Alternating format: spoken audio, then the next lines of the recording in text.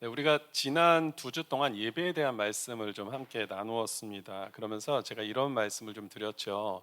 우리가 예배를 잘 드렸는가, 못 드렸는가, 이것을 알 수 있는 방법은 그 예배 현장에서 내가 좀 더 감동이 많았고, 막 눈물도 좀 흘리고, 막 닭살도 솟고, 막 전율이 나고, 이런 걸로 판가름하는 것이 아니라 예배 후에 우리 삶 속에서 나타나는 모습을 보면서 아, 내가 정말 예배를 잘 드렸구나. 예배를 통해서 내가 정말 하나님을 만났구나라는 것을 알 수 있게 된다. 이런 말씀을 좀 드렸습니다. 오늘 본문은 여기에 대한 구체적인 사례를 우리에게 좀 보여주고 있는데 오늘 주인공은 우리 2주 전에 본문에서 소개되었던 이 수가성 여인, 이 사마리아 수가성 여인이 그 주인공이 됩니다. 제가 지금 나누고 있는 설교 전체 주제가 뭐였죠? 지각 변동. 지금 깨닫고 변화해서 움직이라. 변화를 위해서 움직이라. 이것이 이제 전체 주제 맥락입니다. 그럼 이 수가성의 여인은 먼저 무엇을 깨달았는가? 오늘 본문에서 25절과 26절 말씀을 한번 보겠습니다. 25절 보니까 여자가 이르되 메시아 곧 그리스도라 하는 이가 오실 줄을 내가 아노니 그가 오시면 모든 것을 우리에게 알려주시리다 라고 이렇게 예수님께 말씀드렸더니 예수님이 뭐라고 얘기하시니까 내게 말하는 내가 바로 그 사람이다 라는 것을 이야기를 해주죠. 물론 이때 이 말씀을 듣고 물론 바로 그것을 받아들이기는 힘들었지만은 이 여인은 점차적으로 이 말씀을 통해서 이 사람이 범상치 않은 인물이라는 것을 이제 점점 확신하는 그런 과정 속에 있었음은 분명합니다. 그것을 어떻게 할 수 있느냐? 그걸 통해서 이분이야말로 정말 내가 기대했던 메시아구나. 그것을 알 수 있었던 그 모습, 그 확증은 뭐냐면 이 여인의 이후에 변화된 모습을 보면서 우리는 알 수 있는 것이죠. 자, 첫 번째 이 여인의 변화, 일어난 변화는 무엇인가? 첫 번째는 28절입니다. 자, 같이 한번 읽어보겠습니다. 시작. 여자가 물동이를 버려두고 동네에 들어가서 사람들에게 이르되 자, 여기에서 버렸다라는 단어를 좀 주목할 필요가 있습니다. 버렸다라는 것은 포기했다. 그리고 또 더 이상 내가 돌보지 않는다라는 의미를 좀 가지고 있습니다.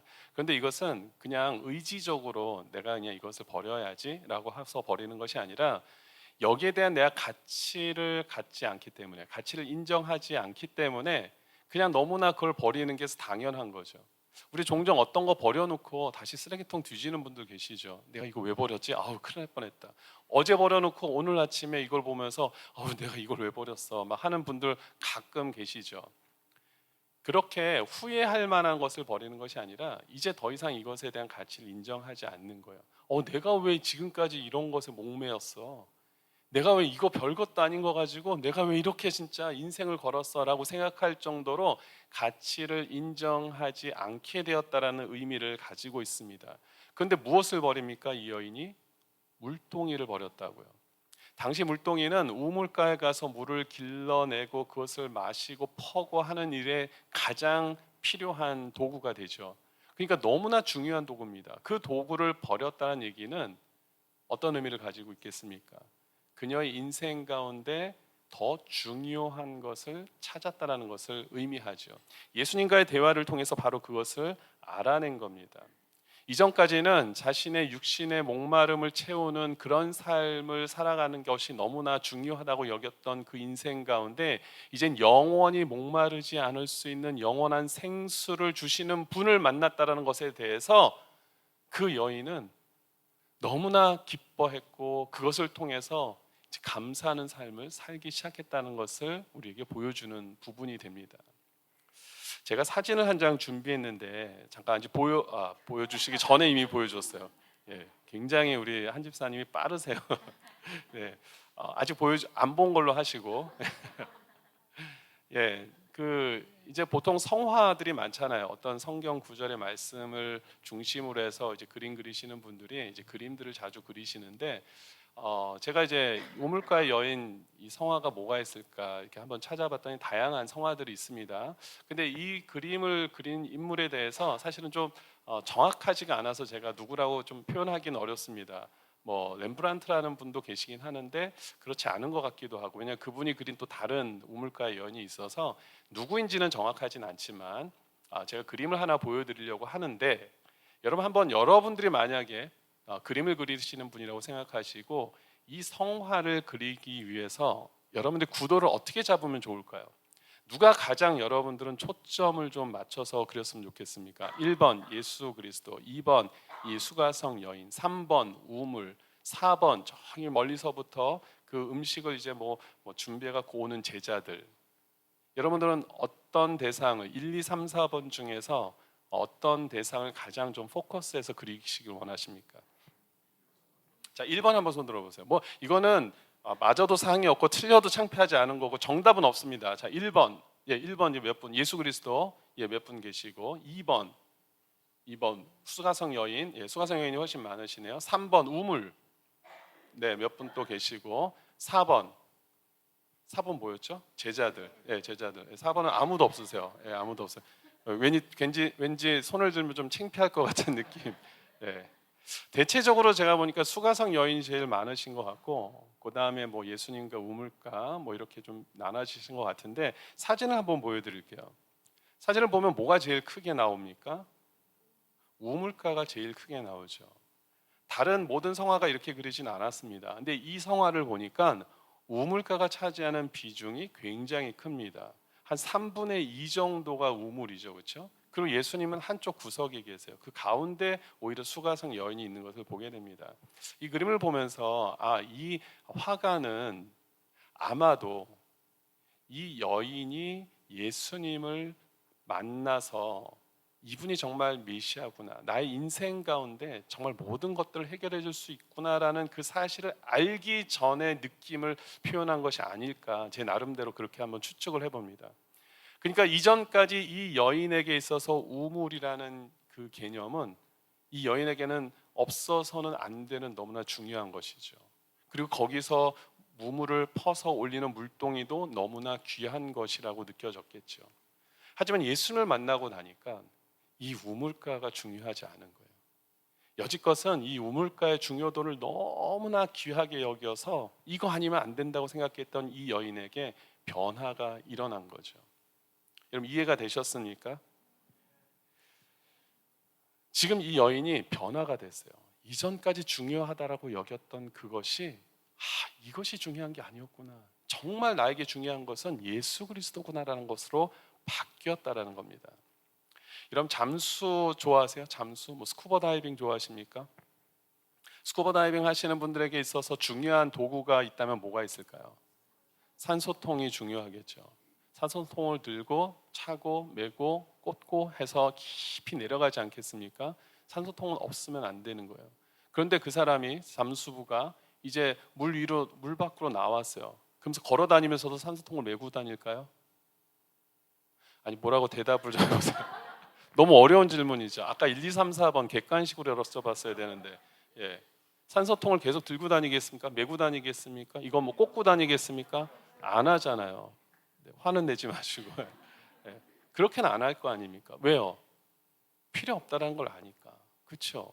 굳이 그렇게 살 필요가 없는 거거든요. 오히려 이제부터는 이 땅에서 걸어 다니면서 산소통을 맨다는 것은 이건 짐이 되는 것이고 오히려 내 인생에 불필요한 것이 되고 불편한 것이 된다는 것을 아니까 과감하게 그것을 내다 번지겠죠.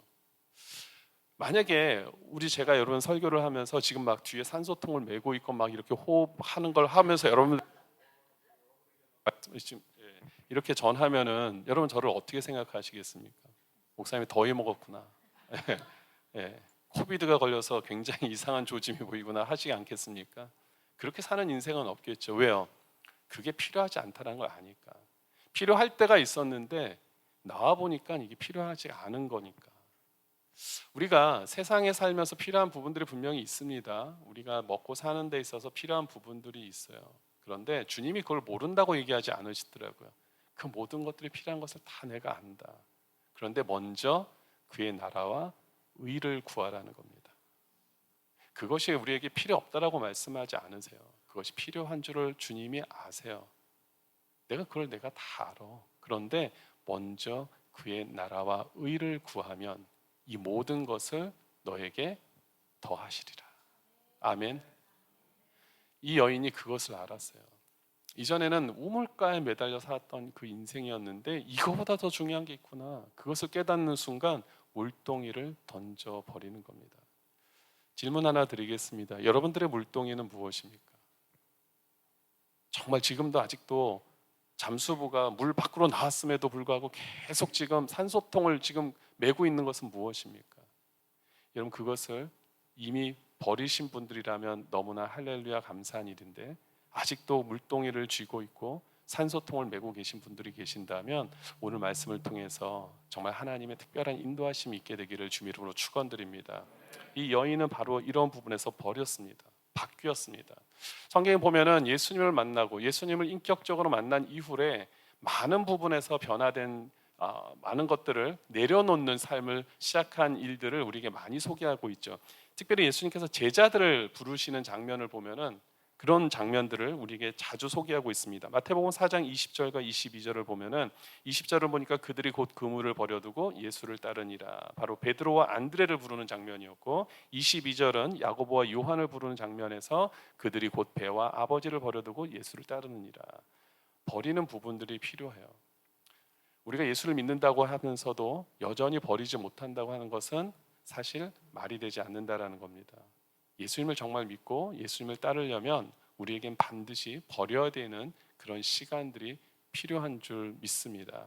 사도 바울이 뭐라고 고백합니까? 빌립보서 3장 7절을 보니까 내게 유익하던 것을 내가 그리스도를 위하여 다 해로 여길 뿐더러 또한 모든 것을 해로 여김은 내 주의 그리스도 예수를 아는 지식이 가장 고상하기 때문이라. 내가 그를 위하여 모든 것을 잃어버리고 배설물로 여긴다. 그것은 그리스도를 얻기 위해서다라고 고백하고 있죠. 저와 여러분들도 이런 사도 바울의 고백이 정말 진실한 여러분들의 믿음의 고백이 되기를 주님 이름으로 축원드립니다. 자, 두 번째는 어떤 변화의 모습을 이 수가성 여인이 보여주고 있는가? 다시 28절을 한번 보겠습니다. 같은 본문인데 여자가 첫 번째는 몰덩이를 버려두었다라고 되어 있고, 두 번째는 뭐냐면 동네에 들어갔다라는 것을 우리에게 소개하고 있습니다. 동네에 들어가는 게 도대체 무슨 변화입니까? 라고 생각하는 분들이 계실 수 있죠. 자, 지금 현재 예수를 만난 장소가 어디였죠?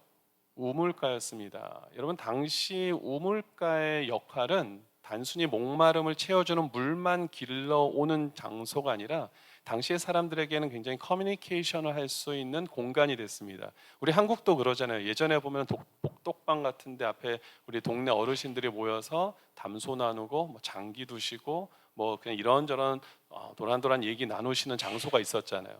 여인네들은 전원일기를 보니까, 저는 서울 살아서 그런 경험은 없지만 전원일기를 보니까 여인들이 모여서 시냇가 같은 데 모여서 빨래를 하면서 거기서 막 이렇게 이야기하고 남편이 흉도 보고 뭐 시어머님 흉도 보고 뭐 어떻게 살아가는 정보도 듣고 막 이런 얘기 나누면서 이렇게 이야기를 나누는 장소로 사용하고 있지 않습니까? 물론 빨래가 목적이지만 그 외에도 다양한 그런 목적으로 그 공간들이 사용되는 것을 보게 되죠. 당시 우물가도 그런 개념입니다. 물만 길러오는 것이 아니라 그곳에서 사람들을 만나고 대화를 나누고 정보를 나누는 그런 장소로 우물가가 쓰여졌던 곳입니다. 그런데 중요한 것은 뭐냐면 이 여인이 도대체 우물가를 언제 찾아갔냐 하는 것입니다. 오늘 본문은 아니었지만 쭉 위에 올라가 보면은 이 시간을 제6시쯤이라고 명시하고 있습니다. 성경에서 제6시쯤. 오늘날 기준으로 환산을 하면은 낮 12시 정오 시간이 됩니다. 여러분, 이스라엘 성지순례 혹시 가보셨거나 중동 지역에 뭐 이런저런 이유로 가보신 분들은 아시겠지만 이 한낮에 그 도심을 걸어다니는 이것이 얼마나 힘든지 모릅니다. 너무나 덥기 때문에. 그래서 가급적이면 그 시간대는 잘 이동을 하지 않아요. 절제합니다. 좀 웬만하면은 그 시간들은 가능하면 밖에 외부 활동을 좀 삼가는 일들이 많죠. 뭐 그것은 우리 남가주 지역에 사는 저와 여러분들도 많이 경험해 보신 부분들이 있는 환경입니다. 뭐냐면은 저도 아이들 졸업식을 할 때 보니까 졸업식이 보통 언제 하죠? 한 6월에 많이 하잖아요. 6월에 근데 아침에 합니까? 땡볕이 비치는 점심에 합니까? 아니면 좀 해가 좀 떨어지는 오후 이후에 합니까? 그렇죠. 아침에도 하더라고요. 저희는 저기 중학교, 고등학교, 뭐 주니어 하이스쿨, 하이스쿨 때 보니까 아침 8시에 우리 애들은 하더라고요. 졸업식을. 그래서 아침 8시에 하거나 아니면 오후에 하거나 아니면 뭐 낮에 하는 학교들은 인도어 어떤 짐 시스템이 있거나 뭐 콘서트 홀이 있는 학교들은 뭐 낮에도 하는데 대체적으로 그 낮 시간을 피하잖아요. 너무 더우니까. 마찬가지입니다. 사람들이 우물가에 가긴 하는데 그 시간은 잘 안 가는 시간대를 이용해서 이 여인이 갔다라는 것은, 그리고 그 시간대를 성경이 명시하고 있다라는 것은 어떤 또 하나의 이 여인에 대한 배경을 소개하는 근거가 되겠죠. 어떤 걸까요? 이 여인에게는 남들과 이렇게 부딪히고 싶지 않은 그런 이유가 있었던 사람인 것을 우리는 알 수 있습니다. 왜냐하면 우리가 오늘 본문은 아니지만 그 이전의 본문을 보면은 대화 속에서 예수님께서 이 여인을 향해서 너의 남편을 데려오라라는 이야기를 하세요. 그랬더니 이 여인이 뭐라고 말을 하냐면 저에게는 남편이 없습니다라고 대답을 해요. 그랬더니 예수님께서 그래, 네 말이 맞다. 너에겐 지금 남편이 없다. 그러나 요한복음 4장 18절에 보니까 네가 남편 5이 있었으나 지금 있는 자는 내 남편이 아니니라고 이야기를 하죠. 그것은 무슨 얘기입니까? 그 여인에게 어떤 연고인지 모르지만 어쨌든 남편이 5이 있었고 지금도 법적인 남편이 아닌데 누군가 동거를 하고 있다. 그러니까 참 인생이 뭔가 좀 복잡한 거예요. 그리고 온전치 못한 부분들이 분명히 지금 이 여인에겐 있습니다. 어떻게 보면 음행에 대한 부분들과 연결할 수 있는 그런 삶을 지금 이 여인은 살아온 겁니다. 그러니 주위에 있는 사람들과 접촉을 피하고 싶겠죠. 많이 사람들이 자신을 향해 손가락질을 할 수도 있고 정말 자신을 인정하지 않을 수 있는 부분들이 많기 때문에 자기가 알아서 스스로 접촉점을 피하는 그런 삶을 살았다는 것을 우리는 알 수 있습니다. 그래서 아마 이 여인이 우물가를 오면서도 그날도 그랬을 거예요. 아, 내가 우물가를 지금 가는데 제발 아무도 만나지 마라. 아무도 오지 마라. 막 이러면서 갔을 거예요. 근데 딱 가니까 어떤 유대인 남자가 한 명 서 있는 거예요. 아, 제발 나에게 말 좀 걸지 마라. 제발 말 좀 걸지 마라. 이런 마음으로 갔을 거라고요. 근데 자신에게 떡하니 물을 달라고 얘기를 하는 거예요. 이러면서 그 대화가 시작이 된 거죠. 이 여인은 누군가를 만나고 싶어 하지 않았을 거라고요. 그러나 예수 그리스도를 만나니까 그 모든 자신의 수치와 고통과 아픔의 문제들이 해결될 수 있는 그 길을 찾았다라는 것입니다. 아멘. 예수 그리스도를 진정으로 만나면요, 우리 모든 문제에 대한 해답이 그분께 있다라는 걸 알고 그분을 향해 나아갈 수 있게 된다는 점입니다. 더 이상 그것으로 인해서 내가 낙심하고 절망하는 것이 아니라 이제 그 내가 곧 길이요 진리요 생명 되시는 예수 그리스도 앞에 나아가고 세상 앞에서 담대하게 나가게 되는 줄 믿습니다. 예수 그리스도를 정말 우리가 진정으로 만나게 되면 이러한 변화가 반드시 일어나게 됩니다. 주님을 더 찾아가게 되고 그리고 세상 앞에서도 담대하게 나가게 되는 줄 믿습니다. 이제 마지막인데 이 여인의 가장 중요한 변화가 있습니다. 사실 이 변화를 이야기하기 위해서 첫 번째, 두 번째 변화를 이야기를 한 거라고 보셔도 됩니다. 여러분, 동네를 들어갔는데 동네를 왜 들어갔을까요? 그냥 뭐 자랑하려고 들어간 것은 아니겠죠. 무엇을 하기 위해 들어가냐면 28절과 29절을 말씀을 보니까 물동이를 버려두고 동네에 들어가서 사람들에게 이르되, 무슨 말을 합니까? 같이 읽어봅니까? 29절 시작. 내가 행한 모든 일을 내게 말한 사람을 와서 보라. 이는 그리스도가 아니냐 하니. 와서 보라. 누구를 보라는 겁니까? 그리스도를 보라는 겁니다. 우리가 그토록 기다렸던 메시아 되시는 분이 오셨다. 예수 그리스도가 오셨다. 그분을 좀 와서 이제 우리가 봐야 되지 않겠냐. 지금 그 이야기를 하고 있습니다. 정말 예수 그리스도를 우리가 인격적으로 만난 사람들은요, 사람들을 만날 때마다 누구를 전하게 되겠습니까? 예수 그리스도를 전하게 되는 겁니다. 2016년 한국에서 일어났던 사건인데요. 아마 제가 내용을 말씀드리면 아마 나 이 얘기 알아 하시는 분들 계실 수도 있습니다. 2016년 기사를 보니까 한국의 한 60대 택시 기사분이 운전을 하던 차량이 앞차와 추돌 사고가 납니다. 그리고는 그 추돌 사고 전이었는지 후인지는 모르겠지만 이 택시 기사가 의식을 잃어버리고 쓰러지게 되고 그리고 뒤늦게 구급차가 왔지만은 병원으로 후송됐지만 그 택시 기사가 결국은 죽게 됩니다. 우리가 보통 뭐 교통사고가 워낙 많으니까 한국에 그런 일도 있을 수 있지라고 생각할 수 있는데, 나중에 이제 그게 문제가 됐던 것이 뭐냐면, 이게 이슈가 됐던 이유가 뭐냐면, 그 택시 안에 승객들이 두 분이 타고 있었는데, 이 두 분이, 이 택시 기사가 분명히 사고가 나고 그리고 기절을 했는데도 불구하고 후속 조치를 취하지 않고 그들이 트렁크에 있었던 짐을 다 챙겨가지고는 그냥 가버렸다는 겁니다. 그래서 그때 만약에 조속한 후속 조치가 취해지고 만약에 뭔가 그 팔로우업이 제대로만 이루어졌다면은 살 수도 있었지 않았을까라는 그런 이제 합리적인 질문들을 많이 쏟아내면서, 도대체 그 사람들은 뭐냐? 여러분들 어떠십니까? 그 사람들에 대해서 여러분 어떤 마음을 지금 가지고 계세요? 도와줘야 되지 않겠습니까? 사실 그 여러분들이 만약에 승객이었다면 여러분들 도와주셨겠죠. 그렇죠? 예, 그 사람을 어떻게 해서든지 도와주고 막 앰뷸런스 전화하고 911 걸어서 빨리 이 상황을 보고하고 폴리스를 찾아서 막 아마 하셨을 거라고 생각이 됩니다.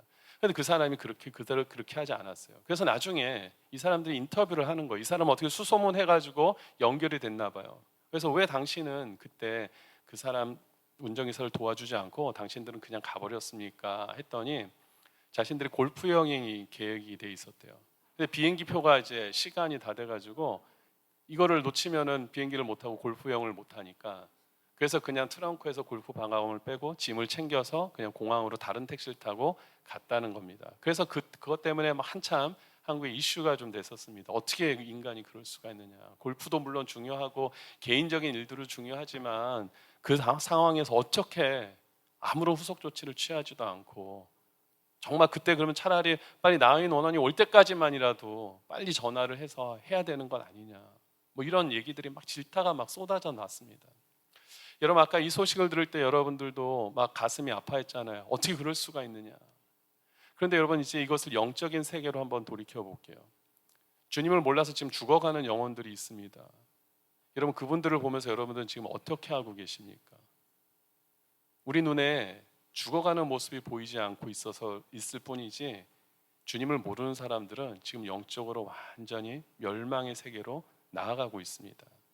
여러분, 그분들을 보면서 지금 그분들과 그냥 같이 교제는 하고 계시고 어울리고 계시고 생아웃하고 계시지만, 복음을 전하지 않는다면 여러분, 지금 그 사건에 그 택시 탑승객, 승객들과 뭐가 다릅니까? 아무것도 다른 것이 없습니다. 우리가 그 사람들을 지적하고 비난하고 어떻게 저럴 수가 있냐 할 수 있지만은, 사실은 이것을 영적인 세계로 옮겨 보면은요, 우리도 지금 똑같은 삶을 살고 있는 것 아닙니까? 믿지 않는 사람들이 있음에도 불구하고, 아예 제3자, 아예 모르는 사람이면은 뭐 그렇다고 쳐도 여러분 주위에 있는 지인분들 중에서도 얼마나 많이 계십니까? 그럼에도 불구하고 여러분들이 그들을 어떻게 해서든지 끌어오려고 하는 모습들이 여러분 얼마나 있으십니까? 만약에 주위에 있는 많은 분들에게 계속해서 그리스도를 전하고 복음을 전하고 있는 삶을 사신다면, 여러분들 정말 하나님께서 또 그 사역 가운데, 그 모든 행동 가운데 또 능력 주셔서 또 그분들을 잘 구원할 수 있는 그런 은혜를 주실 거라고 믿습니다. 하지만 아직 여러분들 마음속에 그러한 간절함이 없고, 주위에 믿지 않는 사람들을 보면서도 죽어간다고 생각하지 않고 그냥 내버려 두고 계신 분들이 계신다면, 오늘 이 말씀이 여러분들에게 동기부여가 되기를 소원합니다. 그 미국 아주 유명한 그 칼럼지가 있습니다. 미국 크리스천 포스트라는 이제 그런 그 잡지 같은 게 있는데요. 여기에 나온 기사를 한국 기독일보가 이제 번역을 해서 실은 기사가 하나 있었습니다. 여기에 보니까 미국의 이제 교회 성장과 복음 전도 전문가 중에 한 분이 조사한 내용, 어떤 것을 조사했냐면, 기독교인이 전도하지 않는 9가지 이유라고 이렇게 하면서 그 이유를 한번 조사를 해봤대요. 그런데 뭐 9가지 중에서 제게 눈에 들어온 2가지가 하나 있었습니다. 뭐였냐면은, 첫 번째는 우리는 이미 구원받았기 때문에. 이게 굉장히 크대요. 나는 구원받았기 때문에 전도에 대한 관심이 없다라는 겁니다. 그리고 두 번째는 뭐냐면, 불신자들에 대한 관심이 없다는 겁니다. 번역으로는 이렇게 해놨어요. 그 기사에는 불신자들이 어떻게 되든 관심이 없다 이렇게 표현했습니다. 그래서 원어로 정말 어떻게 표현이 되는지 모르겠지만 너무나 기막힌 것 아닙니까? 만약 이게 제대로 된 번역이라면 불신자들이 어떻게 되든 관심이 없는 크리스찬, 현대 크리스찬들이 많은 분들이 그렇다는 겁니다. 여러분은 어떠세요? 불신자들이 어떻게 되든 관심이 없으십니까? 관심 있으시죠? 근데 관심만으로는 안 된다는 겁니다. 관심만으로 안 되고 그 관심을 직접적으로 이 여인처럼, 수가성의 여인처럼 물동이를 던져 버리고 동네로 들어가서 사람들에게 복음을 전하는 자리까지 갈 수 있게 되기를 주님 이름으로 축원드립니다. 빌립보서의 말씀을 보면 사도 바울이 이런 고백을 해요. 빌립보서 1장 21절 보니까 이는 내게 사는 것이 그리스도니 죽는 것도 유익함이다라는 고백을 합니다. 여러분, 사도 바울이 이런 고백을 했을 때는 내가 지금 죽겠다라는 얘기를 하는 거겠습니까? 그렇지 않는 겁니다. 죽는 것이 두렵지 않다, 그런 의미는 분명히 있지만 지금 내가 당장 죽겠다라는 표현이 아닙니다. 왜냐? 이어서 나오는 구절을 보면은 빌립보서 1장 23절과 24절, 내가 그들 사이에 끼었으니 차라리 세상을 떠나서 그리스도와 함께 있는 것이 훨씬 더 좋은 일이라 그렇게 하고 싶으나, 그러니까 나는 죽을 수도 있다. 그러나 내가 육신으로 있는 것이 너희를 위하여 더 유익하리라. 지금 무슨 얘기를 하냐면 사도 바울은 이제 그리스도를 위한 삶을 살기 때문에 세상에서 살아가는 그 육신의 생명은 나는 별로 그렇게 생각하지 않는다. 죽어도 난 좋다. 지금 죽어도 나는 절대 후회하지 않는다. 죽으면 천국 아니냐. 이제 그런 믿음으로 살아가고 있다는 겁니다. 그런데 내가 지금 당장 죽지 않는 이유는 물론 하나님께서 그 생명을 걷어가지 않으신 이유겠지만 나에게는 소명이 있다는 겁니다. 내가 해야 될 일들이 있다. 내가 너희를 위해서 더 유익하게 하기 위해서 해야 될 일들이 있다. 그게 지금 무엇이겠습니까? 복음 전파하는 거죠. 사도 바울은 예수 그리스도를 위해서 모든 것을 다 배설물로 여기는 삶을 살았습니다. 그럼에도 불구하고 내가 남아서 할 일이 있다. 그것은 복음을 전하는 일이거든요. 그거 외에는 내가 이 땅에 더 이상 살아야 될 이유가 없다라는 것을 사도 바울이 지금 얘기하고 있습니다. 저희 여러분들이 이 땅 가운데 앞으로 몇 년을 살지는 우리가 알지 못하지만 그 이유가 내가 한 5년 더 살고 10년 더 살고 20년 더 사는 동안에 더 큰 집을 장만하고 더 좋은 그런 어떤 재산을 좀 소유하기 위함이 아니라 내가 살아있는 동안에 더 믿지 않는 자들에게 내가 그리스도를 좀 전하는 일을 위해서 살아야겠다. 이 사명이 여러분들의 삶의 목적이 되기를 주님 이름으로 축원드립니다. 이 수가성의 여인이 이러한 삶으로 변화가 됐어요. 예수님 만나고 나니까 이러한 삶이 됐다라는 겁니다. 저희 여러분들은 어느 단계까지 있으십니까? 물동이를 던져버린 단계까지 오셨습니까? 아니면 이제 여러분들의 모든 수치와 고통을 다 던져버릴 수 있고 예수님만 바라보면서 따라갈 수 있는 동네로 들어가는 단계가 되셨습니까? 아니면은 주위에 있는 믿지 않는 많은 사람들을 보면서 정말 죽어가는 영혼이라고 생각하면서 그들에게 복음을 전하는 단계까지 가고 계십니까? 주님이 여러분들의 이런 변화를 원하시는 줄 믿으시기 바랍니다. 주님이 원하세요. 저 여러분들이 땅끝까지 이르러 내 증인이 되기를 원한다. 주님이 지금 이 시간 저와 여러분들에게 그렇게 말씀하고 계십니다. 우리가 먼저 구원받은 자로서 우리의 역할이 있다. 사명이 있다. 그래서 리빙스턴 선교사님 그런 얘기를 하잖아요. 사명이 있는 자는 죽지 않는다. 저희 여러분들을 오늘도 살려주신 이유가 분명히 있습니다. 복음을 전하는 것, 복음을 전하는 일에 여러분들이 쓰임받기 위해서 오늘도 살고 계신다는 사실을 여러분 잊지 마시기 바랍니다. 우리 전우자분들에게 한번 인사했으면 그렇게 한번 표현했으면 좋겠습니다. 당신은 사명이 있습니다. 아니 조금 이렇게 액센트를 주시면서 좀 이렇게 좀 짜증스럽게 얘기하셔도 돼요. 당신에겐 사명이 있습니다. 지금 그 얘기는 왜 사명을 감당 안 하냐는 질문입니다. 예. 여러분 정말 이 사명을 잘 감당하실 수 있게 되기를 소원합니다. 그래서 주위에 있는 사람들한테 뭐 다른 얘기할 게 아니라 정말 예수 그리스도를 증거하고 전하는 삶을 사신다면 주님이 얼마나 기뻐하시겠습니까? 얼마나 여러분 인생 가운데 나를 증거하는 삶을 사는데 하나님이 보실 때 나를 위해서 살아가는 게 너무나 분명하게 보이는데 왜 그의 나라와 의를 구하고 있는데 이 모든 것을 더하지 않으시겠습니까? 여러분들께 그러한 은혜가 있게 되기를 주님 이름으로 축원드립니다. 아멘.